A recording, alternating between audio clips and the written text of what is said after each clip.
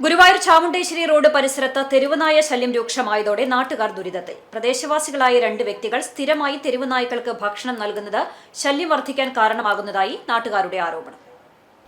30ഓളം തെരുവുനായ്ക്കളാണ് ഈ പ്രദേശത്ത് കൂട്ടമായി വിഹരിക്കുന്നത്. ഇതോടെ പുലർച്ചെ ക്ഷേത്ര ദർശനത്തിന് പോകുന്നവരും സ്കൂൾ കുട്ടികളുമടക്കം വലിയൊരു വിഭാഗം ജനങ്ങൾ ഭീതിയിലാണ്. നായ്ക്കൾക്ക് തെരുവിൽ ഭക്ഷണം നൽകുന്നതിനെതിരെ കോടതി വിധി നിലനിൽക്കുന്നുണ്ടെങ്കിലും ഇത് ലംഘിച്ച് ഭക്ഷണം നൽകുന്നത് തുടരുകയാണെന്ന് പ്രദേശവാസികൾ പറയുന്നു. ഭക്ഷണത്തിനായി നായ്ക്കൾ കൂട്ടമായി തമ്പടിക്കുന്നത് കാൽനടയാത്രക്കാർക്കും ഇരുചക്രവാഹന യാത്രക്കാർക്കും വലിയ ഭീഷണിയാണ് ഉയർത്തുന്നത്. ഏറെ നാളായി തുടരുന്ന ഈ പ്രശ്നത്തിൽ അടിയന്തര പരിഹാരം ആവശ്യപ്പെട്ട് നാട്ടുകാർ നഗരസഭയിൽ പരാതി നൽകിയിട്ടുണ്ട്. എന്നാൽ നടപടികളൊന്നുമായില്ലെന്നാണ് ആക്ഷേപം.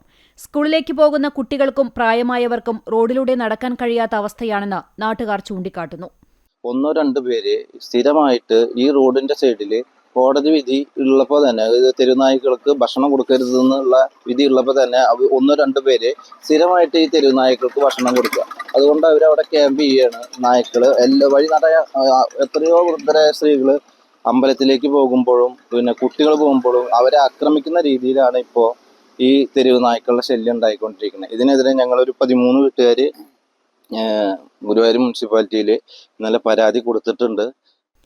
ദിനംപ്രതി നൂറുകണക്കിന് ഭക്തർ എത്തുന്ന ഗുരുവായൂരിലെ പ്രധാന പാതകളിലൊന്നായ ചാമുണ്ടേശ്വരി റോഡിൽ അടിയന്തരമായി തെരുവുനായ ശല്യം പരിഹരിക്കാൻ നഗരസഭ നടപടി സ്വീകരിക്കണമെന്നാണ് നാട്ടുകാരുടെ ആവശ്യം. വരും ദിവസങ്ങളിലും അധികൃതരുടെ ഭാഗത്തുനിന്ന് ഇടപെടലുകൾ ഉണ്ടായില്ലെങ്കിൽ ശക്തമായ പ്രതിഷേധ പരിപാടികൾക്ക് രൂപം നൽകുമെന്ന് നാട്ടുകാർ മുന്നറിയിപ്പ് നൽകി.